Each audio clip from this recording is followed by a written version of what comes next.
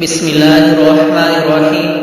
درس نظامی on line academy کی طرف سے خوش آمدید۔ سب سے پہلے اس چینل کو سبسکرائب کیجیے اور اس ویڈیو کو لائک کیجیے اور بیل کی بٹن کو دبائے تاکہ مزید ویڈیو حاصل کر سکے، اور اس ویڈیو کو زیادہ سے زیادہ شیئر کیجیے تاکہ اور لوگوں کو بھی فائدہ حاصل ہو سکے۔ اور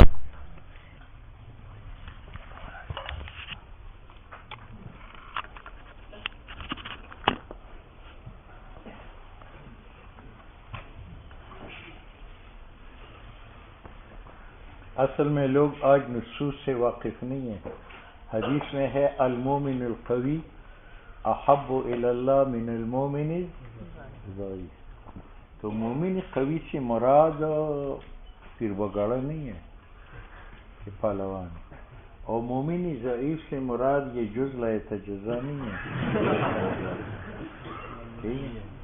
اصل میں انسان کی دو قوتیں ہیں، ایک قوت علمی ہے، ایک قوت عملی ہے۔ ایک قوت علمی ہے، ایک جس میں علم عمل نہیں ہے وہ کمزور انسان ہے، جس میں عمل ہے علم نہیں ہے وہ آدھا انسان ہے، کمزور ہے۔ جس میں علم و عمل دونوں ہے وہ المومن القوی۔ تو علماء المومن القوی ہے، اور دا نور زرگان مرگان دا المومن الضعیف ہے۔ ٹھیک ہے، ابھی کی قوت علمیم دے اور قوت عملی دے۔ استاد صفحہ دا کزان مومن قوی کی شامل ہے اور کزان پر دلگانو کی شامل یہ رشتے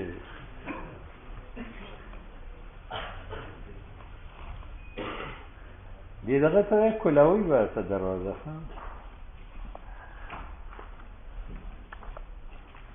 خو یو وخت مقرر کې برغه کور کې سامان پروت کې بیا د خلک غلا کوي۔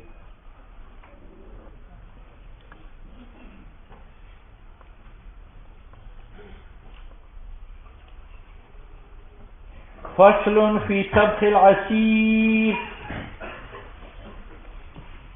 فی طبخ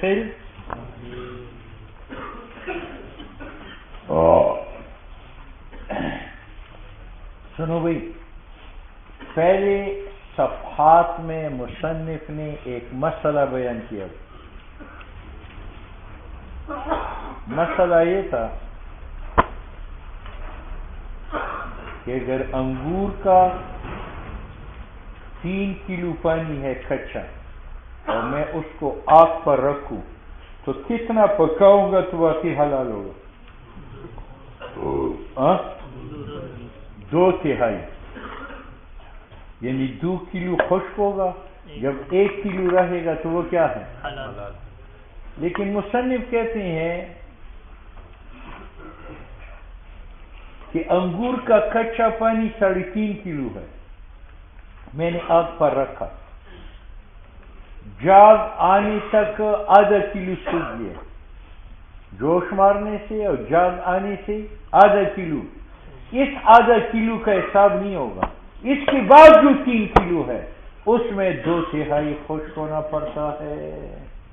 تو اگر 3.5 کلو پانی ہے انگور کا اور گرم ہونے سے اور جاگ آنے تک اس میں ½ کلو خشک ہو گیا تو وہ کأن لم یکن، وہ کالعدم فرض کرو۔ اس آدھے کے بعد جو 3 کلو باقی ہے اس میں 2 کلو سکھانا پڑے گا، تب 1 کلو حلال ہوگا۔ بات سمجھ میں آئی؟ تو جاگ آنے تک جو مقدار خشک ہو جائے اس کا حساب نہیں ہوگا، وہ کأن لم یکن۔ جاگ آنے کے بعد جو مقدار ہے مثلا 6 کلو ہے تو اس میں 4 کلو سکھانا پڑے گا۔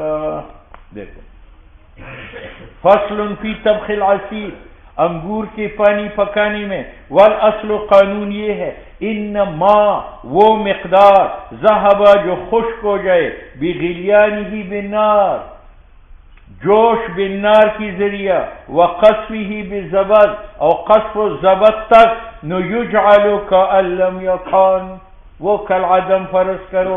وَيُعْتَبَرُ ذِهَابُ ثُلْثَي مَا بَقِيَ اور معتبر ہوگا خشک ہونا 2/3 ما بقیہ کا لِيَحِلَّ الثُّلْثُ الْبَاقِي تاکہ ثلث باقی جو ہے وہ رہ جائے. بات سمجھ میں آ گئی؟ مثلا دیکھو 10 کلو پانی ہے انگور کا. کتنے؟ 10 کلو. میں نے آگ پر رکھا, جوش مارنے سے اور جاگ آنے سے 1 کلو خشک ہو گیا. کتنا؟ 1 کلو. تو اس کا حساب نہیں ہوگا. باقی کتنا ہے؟ 9 کلو. 9 کلو میں 2 ثلث خشک کرنا پڑے گا. 2 ثلث کتنے ہیں؟ 6 کلو اور 2 ثلث کلو کا.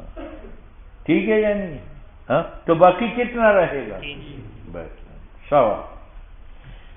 بیانہ 10 دوراق 10 کلو ہے من عصیر انگیر کا طبخ ان کو پکایا گیا. فذهب دوراق بالزبد 1 کلو زبد تک خشک ہو گیا. نیطبخ الباقی 9 جو باقی ہے وہ پکایا جائے گا. حتی یذهب 6 دوراق حتی کہ خشک ہو جائے 6 کلو. او یبقى 3 اور 3 باقی رہ جائے.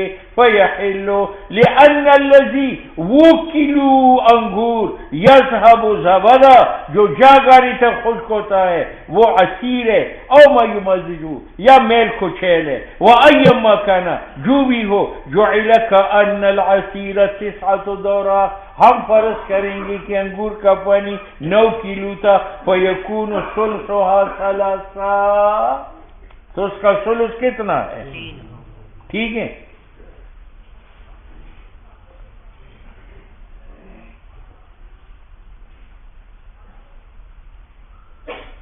وَأَصْلٌ آخر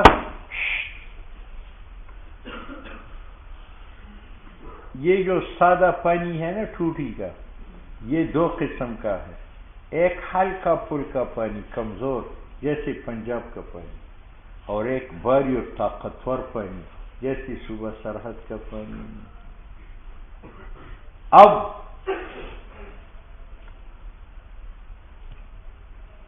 3 کلو انگور کا پانی ہے اور 3 کلو صوبہ سرحد کا پانی ہے.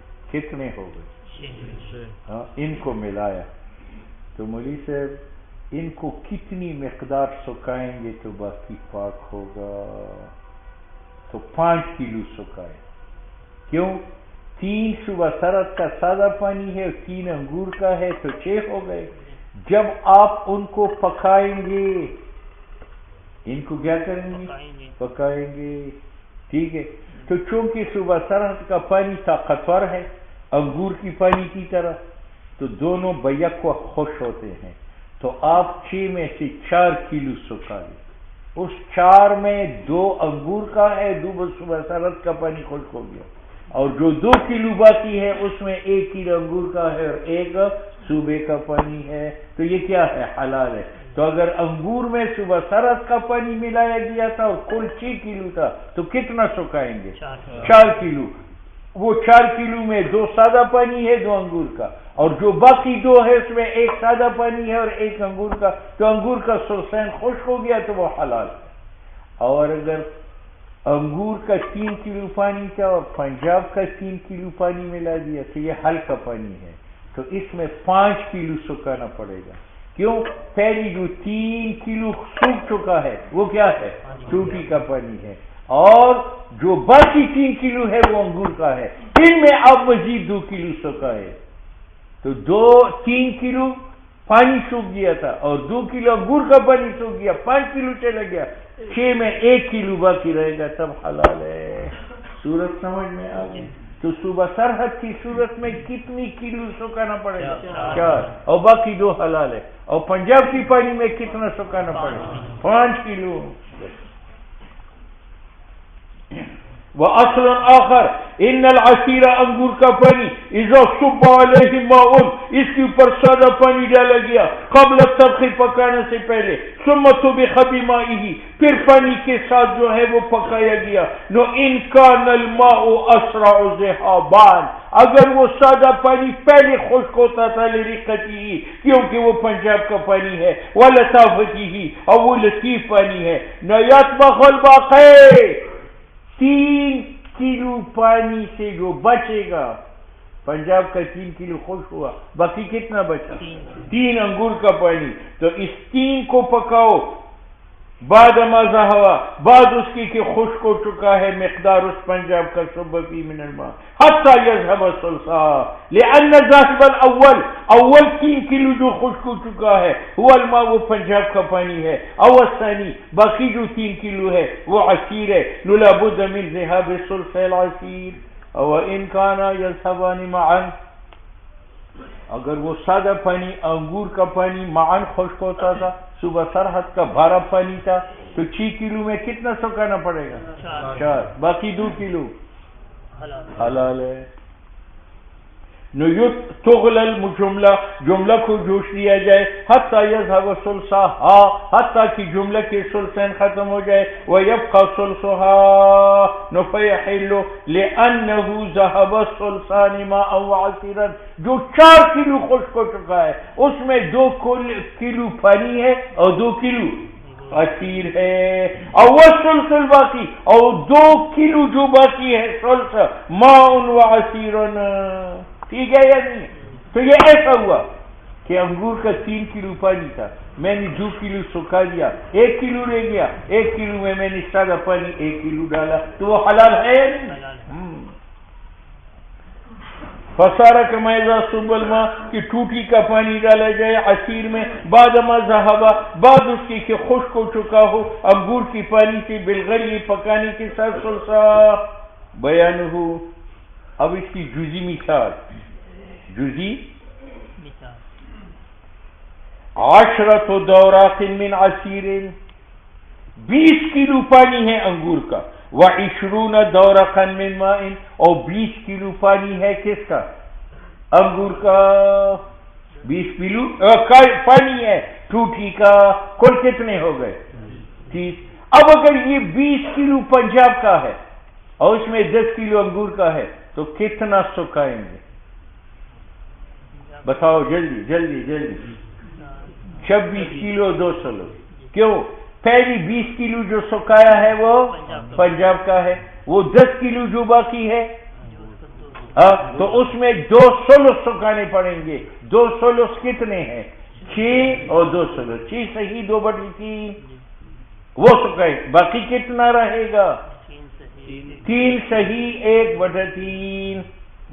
وفی الوجه الاول، پنجاب کے اندر، یطبخ حتی یبقى تسع الجملہ، مجموعی کا تسع رہے کیونکہ یہ ثلث عصیر کا، اور وجہ ثانی میں صبح سرحد، حتی یذهب الثلث الجملہ، مجموعہ 30 کا ثلثین ختم ہو جائے، وہ کتنا ہے؟ 20۔ لما قلنا، بس انگور کا 3 کلو پانی ہے، میں نے آگ پر رکھا اور تب اتارا کہ 2 کلو سوکھ گیا، تو وہ 1 کلو کیا ہے؟ حلال ہے۔ اب 3 کلو پانی ہے، میں نے آگ پر رکھا، آدھا کلو سکھایا، نیچے اتارا، پھر رکھا، شراب بننے سے پہلے آدھا کلو سکھایا، پھر نیچے رکھا، پھر رکھا، شراب بننے سے پہلے آدھا کلو سکھایا، پھر نیچے رکھا، شراب بننے سے پہلے پھر میں نے آگ پر رکھا اور آدھا کلو سکھایا، تو کتنے مقدار سوکھ گئے؟ 2 کلو، لیکن 1 مرتبہ یا 4 مرتبہ؟ اس کا بھی حکم وہی ہے، یعنی 1 ثلث جو باقی ہے وہ حلال ہے۔ والغلیو پکانا بدفعت، ایک بار، و دفعات او کئی بار، سواء، لیکن شرط ہے اذا حصل، جب کہ 2 ثلث کا خشک ہونا حاصل ہو، قبل ان یصیر محرما، شراب بننے سے پہلے۔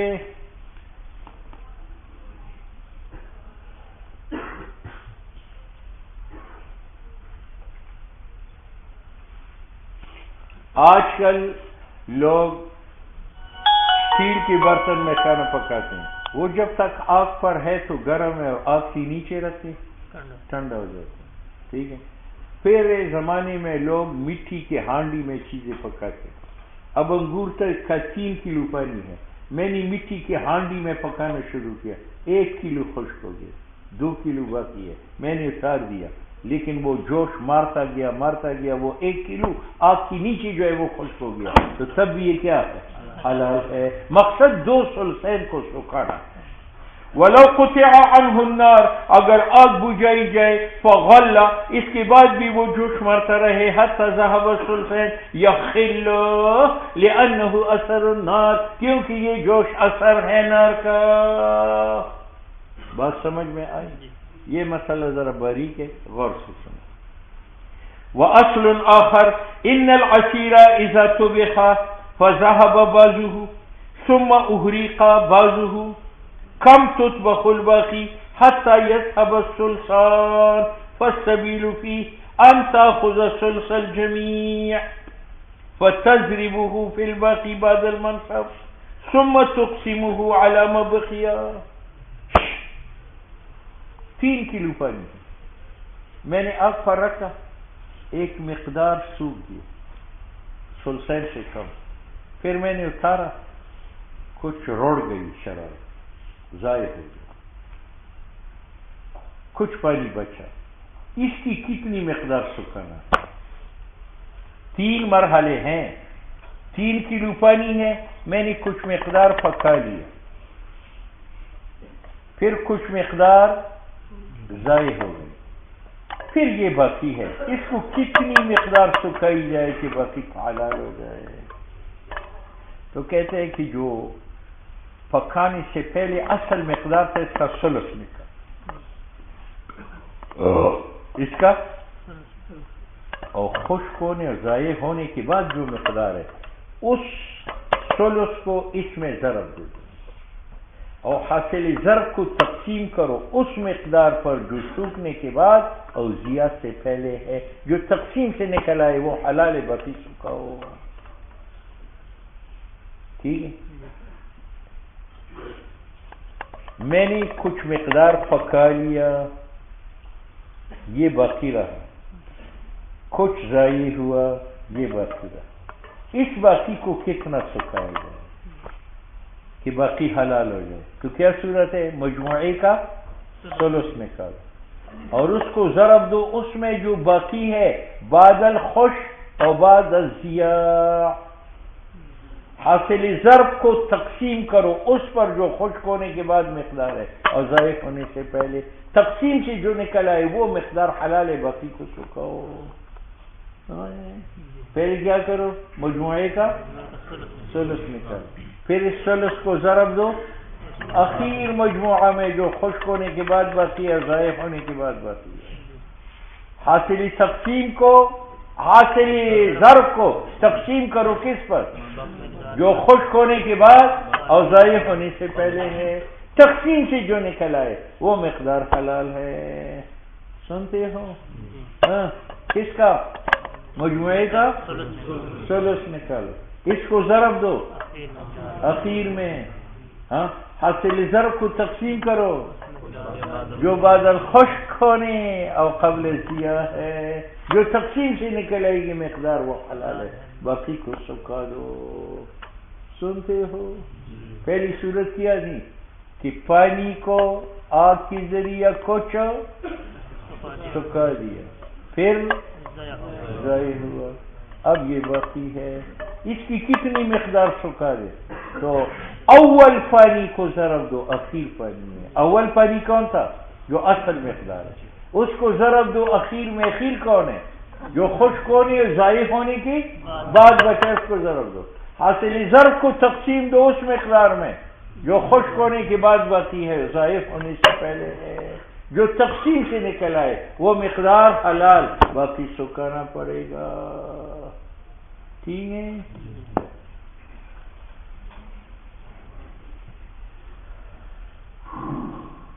واصل آخر ان العصیر، انگور، اذا طبخ، جب پکایا جائے، فذهب بعضه، ایک اسٹیشن، ثم احرق بعضه، پھر بعض کو بہایا، ضائع کیا گیا، دوسرا اسٹیشن، کم تطبخ البقیت، باقی جو ہے کتنی پکائی جائے، حتی یذهب الثلثان نحن فیہ سبیلا، اس میں 3 اسٹیشنیں ہیں، انتا ہونا ثلث الجمیع، کہ اصل پانی کا ثلث لے لو ایک، دوسرا فتضربه فی الباقی بعد المنصاب، ضائع ہونے کے بعد جو مقدار اخیر میں باقی ہے اس میں ضرب دے دو، جو حاصل ضرب ہوگا. ثم تقسمه علی ما، پھر اس کو تقسیم کرو اس مقدار پر جو باقی ہے. بعد ذهاب ما ذهب بالسبق او قبل ان ينصب منه شيء فما يخرج من قسمت فهو خلال. ٹھیک ہے یا نہیں؟ مثال تم خود منتبہ کرو. 10 ارطال، 10 کلو پانی ہے انگور. کتنا؟ تو بخام کو پکایا گیا حتی ذاب رسل، 1 کلو خشک ہو گیا. تو طبخ کے بعد باقی کتنا ہے؟ 9 کلو. ثم احرق منه 3 ارطال، پھر 3 رطل ضائع ہو گئے تو باقی کتنا ہے؟ 6. نتاخذ ثلث العصیر کل عصیر 10 تھا، 10 کا ثلث کتنا ہے؟ 3 سوا. ان کو ضرب دو وہو 3 وثلث، وتضرب اس کو ضرب دو فیما اس 6 میں بقیہ بعد المنصب وہو 6. تو 6 کو 3 میں ضرب دو، 6 نہیں 18، اور 2 ثلث کو 6 میں ضرب دو تو 2 حاصل ہوتے ہیں. تو کتنے ہو گئے؟ فیکون 20. پھر 20 کو تقسیم کرو علامہ اس مقدار پر جو باقی ہے بعد ما ذهب بسبق او قبل ان ينصب منه شيء، یعنی 9 پر. وذلك 9. تو جب 18 9 پر تقسیم ہو جائے تو 2 اور 2 تقسیم ہو جائے 9 پر 2 تو صحیح، تو 2 صحیح 2/9. فيخرج لكل جزء من ذلك 92. فعرفتی، ابھی آپ پہچان گئی ان الحلال ما بقی منه، حلال وہ ہے جو 9 کلو 2 تو صحیح ہے. اسی پر خارج کی جاتے ہیں مسائل. ٹھیک ہے یا نہیں؟ ولہا طریق آخر، اور اس کا ایک لمبا طریقہ بھی ہے. ہم نے اس پر اکتفا کیا کفایتاً و ہدایتاً الی تخریج غیرها من المسائل. کتاب الصید، اور جنگل میں چلتے ہیں شکار کرتے ہیں. صید کا ایک معنی وہ شکاری پرندہ، اور ایک صید کا معنی احتیاط شکار کرنا. مصنف کہتے ہیں الصید الاحتیاط بھی ہے، اور وہ یطلق، اور صید کا اطلاق ہوتا ہے علامہ اس جانور پر یصاد جو شکار کیا جاتا ہے. پہلا معنی جو احتیاط ہے یہ فعل مباح ہے، لیکن بغیر المحرم، بشرطے کہ انسان احرام میں نہ ہو، اور فی غیر الحرم، حرم میں نہ ہو. اللہ نے فرمایا وَإِذَا حَلَلْتُمْ فَاصْطَادُوا، جب تم احرام حرم سے نکلتے ہو تو شکار کر. فَاصْطَادُوا امر ہے، اور امر کا ادنی درجہ اباحت ہے. وَلِقَوْلِهِ عَزَّ وَجَلَّ وَحُرِّمَ عَلَيْكُمْ صَيْدُ الْبَرِّ ما دمتم حرم، اس لیے غیر محرم کی قید لگائی.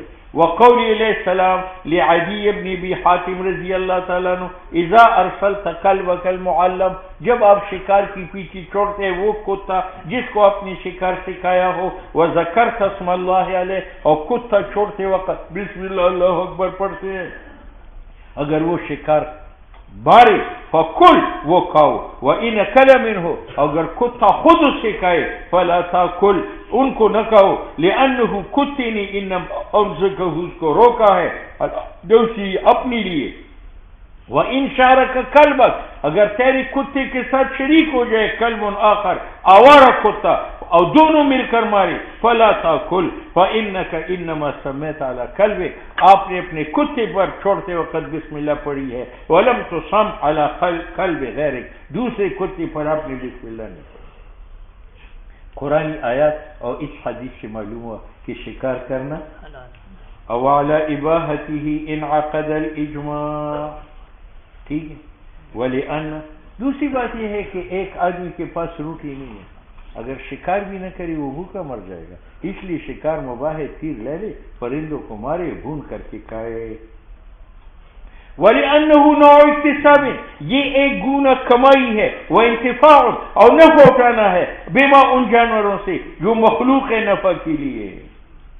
اور وفیہ استبقاء المکلف، اور اس میں مکلف کی زندگی ہے، وہ کہے گا تو زندہ رہے گا، وتمکنی من اقامت التکلیف، اور وہ قادر ہوتا ہے احکام پر عمل کرنے میں، پیٹ میں کچھ ہوگا تو وہ کچھ عبادت کرے گا. فکان مباحا بمنزلۃ الاحتساب، جس طرح جنگل کا لکڑ کاٹنا مباح ہے تو جنگل کا شکار کرنا بھی ثم جملتما، تمام وہ مسائل یحویہ الکتاب جس پر مشتمل ہے کتاب الصید، فصلانی، دو فصل ہے، ایک صید بالجوارح میں کہ آپ شکار کرے کتوں کے ذریعہ، اور دوسرا اصطیاد بالرمی، تیر کے ذریعہ. فصل فی الجوارح، فصل امر سے آپ کتے کو شکار کرنا سکھاتے ہو اور وہ شکار پکڑتا ہے تو یہ جائز ہے. چیتے کو شکار پکڑنا سکھاتے ہو، شکار پکڑتا ہے. بندر کو شکار کرنا سکھاتے ہو، وہ شکار پکڑتا ہے تو یہ جائز ہے. وَيَجُوزُ الْاصْطِيَادُ، جائز ہے شکار کرنا کتے کے ذریعہ، لیکن شرط ہے المعلم کہ اس کو تعلیم دی گئی ہو، والفہد اور چیتا کے ذریعہ، والبازی اور باز کے ذریعہ، وسائر الجوارح اور تمام درندوں کے ذریعہ جو جرح کرنے والی، المعلمہ ان کو سکھایا گیا ہو شکار. اور جامع صغیر میں ہے وَكُلُّ شَيْءٍ، ہر شے علمتہ کہ آپ ان کو سکھائے شکار، من ذی ناب اگرچہ اس کی دو دھاڑ ہو درندوں میں، او ذی مخلب یا پنجہ ہو طیور میں سے، فلا باس بصیدہ ولا خیر فیما سوا ذلک الا ان تدرک زکاتہ. ہاں اگر آوارہ کتا شکار کو پکڑے لیکن قتل نہ کرے، آپ کو زندہ مل جائے تو ذبح کر کے کھانا. والاصل فیہ قول تعالی وما علمتم من الجوارح، اور وہ جانور جن کو تم نے سکھایا ہو، من الجوارح مکلبین، جوارح کا معنی الکواسب جو شکار کسب کرنے والے ہو، فی تعویل، اور مکلفین کا معنی المسلطین کہ تم نے چھوڑا ہو شکار پر، اگر خود بخود کتا جا کر شکار کو مارے وہ حرام ہے. فیتناول الکل، تو یہ ہر درندے کو شامل ہے عموم کی وجہ سے. اور اس پر دلیل ہے ما روینا من حدیث عدی، کسی نے کہا حدیث عدی میں تو کلب کا ذکر ہے اور آپ کا دعویٰ تو ہے ہر درندہ کے ذریعے شکار جائز ہے، تو کہتے ہیں وہاں کتے کا ذکر ہے لیکن کلب کتے کے ساتھ خاص نہیں ہے، ہر درندہ کو کہتے ہیں. اور اسم کلب کا جو حدیث علی کے اندر آیا ہے وہ لغت میں یقع علی کل سبو حتی الاسد، اور امام یوسف سے یہ ہے کہ اس نے استثناء کیا ہے اسد کا اور دب کا، یعنی اسد کے ذریعے شکار کرنا جائز نہیں ہے، وہ دب اور دب کے ذریعہ. اچھا جی، دب ہم کوش کہتے ہیں. اچھا جی، اور اس نے نیچے کیا لکھا نرس، خرس کوئی جانور منگو تک کھوج ہوئی. لأنہما لا یعملان لغیرہما، کیونکہ شیر اور کھوج جو ہے کسی کے لیے شکار نہیں پکڑتا. اسد کیوں نہیں پکڑتا؟ لعلو ہمتی، وہ بادشاہ ہے، وہ کہتے ہیں میں کسی کی غلامی نہیں کرتا. اور دو کھوج کیوں نہیں پکڑتا؟ لخصاصتی، وہ خصیص ہے. اور ملحق کیا ہے بعض نے الحدا اچھی ٹھپس، لخصاصتی اس کی ذریعے شکار کرنا جائز نہیں ہے. اور خنزیر مستثنا ہے، خنزیر کی ذریعہ شکار کرنا غلط ہے کیونکہ وہ نجس العین ہے تو جائز نہیں ہے نفع اٹھانا اس کے ساتھ.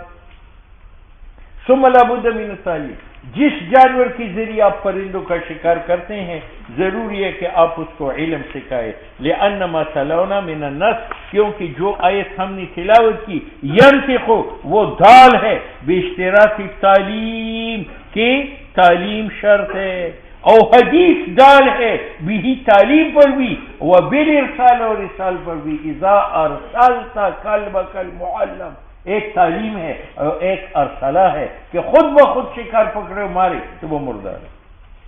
وَلِأَنَّهُ دوسرے کہ کتا وہ آلہ بنتا ہے بس سبب تعلیم کے، لِيَكُونَ عَامِلًا لَهُ تاکہ وہ خدمتگار مالک کا بنے. فَيَتَرَسَّلُ بِإِرْسَالِهِ، وہ دوڑتا ہے اس کے چھوڑنے سے، وَيُمْسِكُ عَلَيْهِ اور شکار پکڑتا ہے مالک پر. اب کتے کی دستربندی کب ہوگی، اس کو سند کب دی جائے گی اور باز کو کب دی جائے گی؟ ٹھیک ہے، تو کہتے ہیں کہ کتے کی تعلیم الگ ہے اور باز کی الگ ہے۔ کتی کی یہ ہے کہ اس کو بھوکا رکھو اور پھر شکار پر چھوڑو، وہ شکار کو پکڑ کر کھائے نہ، پھر شکار پر چھوڑو وہ پکڑ کر کھائے نہ، پھر شکار پر چھوڑو پھر وہ پکڑ کر کھائے نہ۔ جو کتا 3 بار بھوکا رہنے کے باوجود شکار پکڑ کر کھائے نہ، یہ دلیل ہے کہ اب یہ علامہ ہے، اس کو سند پکڑاؤ اور پگڑی باندھ لو۔ ٹھیک ہے، اور باز کب معلم بنے گا؟ تو باز معلم یہ ہے کہ جب آپ اس کو چھوڑے تو جائے، بلائے تو آئے، بس۔ وتعلیم الکلب، اور کلب کے فاضل ہونے کی دلیل یہ ہے ان یترک الاکل 3 مرات، کہ وہ چھوڑ دے اکل شکار کا 3 مرتبہ۔ اور تعلیم باز کا یہ ہے ان یرجع ویجیب اذا دعوتہ، کہ وہ لوٹے اور لبیک کہے جب آپ اس کو بلائے۔ یہ تعلیم کا نشانہ ماثور منقول ہے ابن عباس رضی اللہ تعالیٰ عنہ سے۔ دوسرا یہ کہ طریقہ تعلیم کا اس لیے بدلا کہ کتے کا جسم طاقتور ہے، تو اس کا علامت ہے کہ یہ شکار چھوڑے، کیونکہ اس کو مارو تو شکار چھوڑے گا، وہ مارنا برداشت کرتا ہے۔ اور یہ تعلیم باز میں شرط نہیں ہے، کیونکہ باز مارنے کو برداشت کرتا ہے، وہ تو مر جاتا ہے۔ بس اس کا یہ ہے کہ آپ بلائے تو آئے، چھوڑے تو جائے۔ وَلِأَنَّ بَدَنَ الْبَزِي، باز کا بدن لا يحتمل ضربہ، وہ ضرب کو برداشت نہیں کرتا، اور بدن کلب کا يحتمل برداشت کرتا ہے، فَيُضْرَبْ لِيُتْرَكْ، تو وہ مارا جائے گا تاکہ لِيَتْرُكَهُ، تاکہ شکار چھوڑے۔ دوسری بات یہ ہے کہ عالم کسے کہتے ہیں؟ جو اپنے خواہشات و مرغوبات کو چھوڑے۔ عالم کسے کہتے ہیں؟ جو اپنے خواہشات و مرغوبات کو چھوڑے۔ اب گوشت، کتے کا خواہش اور مرغوب کیا ہے؟ گوشت کھانا۔ تو جب اس نے عقل ترک کر دیا، معلوم ہے کہ اب یہ عالم ہے، یہ خواہشات کا بندہ نہیں ہے، مالک کا بندہ ہے۔ ٹھیک ہے، اور بعض جنگلی پرندہ ہے، اور جنگلی پرندے کا مرغوب اور خواہش کیا ہے؟ نفرت اور بھاگنا اور آزادی۔ تو جب آپ نے اس کو بلایا اور وہ آیا، اس نے اپنی مرغوب آزادی کو چھوڑ کر غلامی اختیار کی، معلوم ہو کہ وہ علامہ ہے۔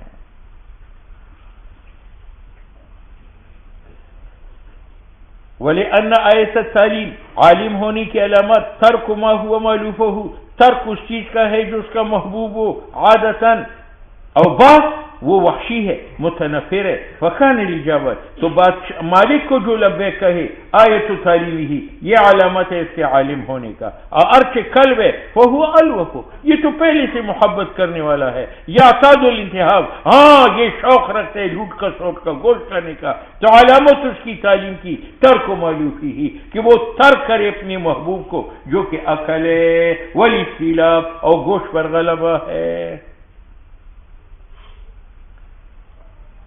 اب یہ 3 مرتبہ گوشت کھانا چھوڑے گا تب علامہ ہوگا۔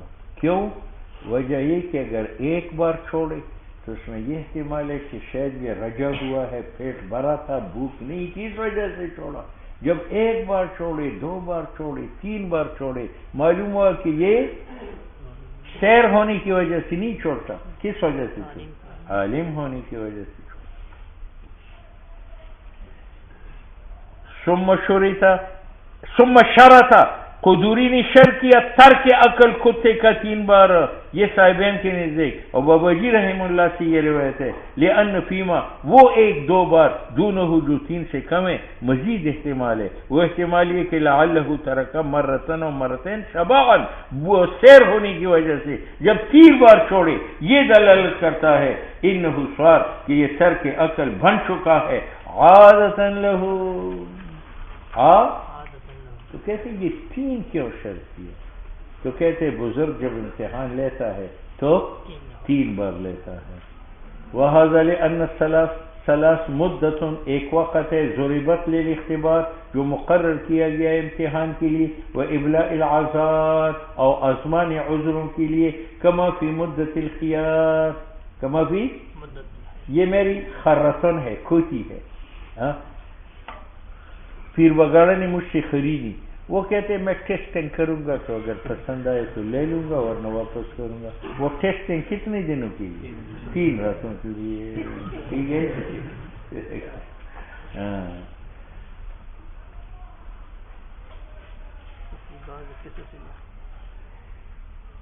وفی بعض قصص الاخیار، اور بعض قصص بزرگوں میں بھی آیا ہے کہ وہ 3 دن ذکر و اذکار اور ریاضت کرتے ہیں پھر پرواز کرنے لگ جاتے ہیں۔ دوسری بات یہ ہے کہ علم کا علامت یہ ہے کہ زیادہ مرتبہ ترک عقل کرے، اور زیادہ جمع ہے، اور جمع کے عقل کتنے ہیں؟ وَلِأَنَّ الْكَثِيرَ کثیر بار ترک عقل یقع امارتاً علی العلم دون القلیل، اور جمع کثیر ہے، اور ادنا جمع کا جو ہے وہ ثلاث ہے، فقد قدر بها، اس لیے 3 دن۔ اور امام صاحب سے جیسے مقصود میں ذکر ہے لا يثبت الصلاة، امام صاحب کہتے ہیں 3 بار کافی نہیں ہے، اتنی بار چھوڑے کہ سیاد کو یقین ہو جائے کہ اب ترک عقل اس کی عادت بن چکی ہے۔ اور امام صاحب کے نزدیک جیسے مذکور ہے اصل میں وہ یہ ہے کہ تعلیم ثابت نہیں ہے، ما لم یغلب علی الظن، جب تک غالب گمان نہ آئے سائد کا انہ معلم ولا یقدر بالثلاث، کیونکہ مقادیر 3-4 دن لا تعرف اجتہادا، وہ نص سے معلوم نہیں ہے، اجتہاد سے معلوم نہیں ہے، بل نصا و سماعا، اولا سما ہے نہیں، فیفوض، تو یہ تعلیم سپرد ہے الی رأی المبتلا به، رائے اس سیاد کو جو مبتلا ہے اس کے ساتھ، جیسے امام صاحب کا اصل ہے فی جنس ہا، وعلی الروایت الاولی، وعلی روایت اولا کی 3 بار چھوڑے، اب ایک بار چھوڑا وہ شکار تو مردار ہے، دوسری بار چھوڑا وہ مردار ہے، تیسری بار چھوڑا تو یہ تیسرا شکار حلال ہے یا حرام ہے؟ امام صاحب کہتے ہیں یہ حلال ہے، صاحبین کہتے ہیں یہ حرام ہے، چوتھا چھوڑے گا وہ حلال ہوگا، یہ معنی ہے روایت اولا پر۔ امام صاحب کے نزدیک حلال ہے وہ شکار استاد جو تیسری بار اس نے پکڑا ہے، اور صاحبین کے نزدیک تیسرا شکار حلال نہیں ہے، کیوں؟ لأنہ کتا معلم بنا بعد تمام الثلاث، ٹھیک ہے یا نہیں ہے؟ وقبل تعلیم غیر معلم، اور قبل تعلیم وہ معلم نہیں ہے، تو یہ ثالث شکار سید ہے، کلب جاہل کا، وصارت کا تصرف المباشر فی سکوت کیا مطلب؟ یہ میرا غلام ہے، میں نے اس کو اذن پہ تجارت نہیں کیا، لیکن ایک دن میں بازار سے جا رہا تھا، یہ خرید فروخت کر رہا تھا اور میں نے خاموشی اختیار کی، تو یہ خاموشی اذن پہ تجارت ہے، لیکن اس تجارت میں جو میں نے دیکھا ہے یہ اس کے بعد، تو امام صاحب کہتے ہیں اسی تجارت میں اجازت ہے، اور صاحبین کہتے ہیں نہیں وہ غلط ہے، اس کے بعد جو تجارت کرے گا اس میں اجازت ثابت ہوگی۔ اب سمجھ میں آ گیا؟ اور یہ ایسا ہے جس طرح غلام تصرف کرتا ہے، وہ تصرف جس میں وہ لگا ہوا ہے فی سکوت المولا۔ بابا جی کہتے ہیں انہو آیت و تعلیمی ہی، یہ تیسری بار ترک جو ہے یہ علامت ہے اس کی تعلیم کا، فکر حضرت یہ تیسرا شکار سید جارحۃ المعلمت، یہ سید ہے جارح معلم کا، بخلاف تلک المسئلہ، بخلاف تصرف مباشر فی سکوت المولا، کیونکہ اذن کا معنی اعلام ہے، اطلاع دینی ہے کہ تم تجارت کرو، اور یہ متحقق نہیں ہے بغیر علم عبد کے، وذالک بادل، اور علم آتا ہے مباشرت کے بعد، اس نے مباشرت کے بعد۔ وَإِذَا أَرْسَلَ كَلْبَهُ الْمُعَلَّمُ أَوْ بَازِيَهُ وَذَكَرَ اسْمَ اللَّهِ تَعَالَى، آپ کی مرضی، جاؤ وہی جاؤ۔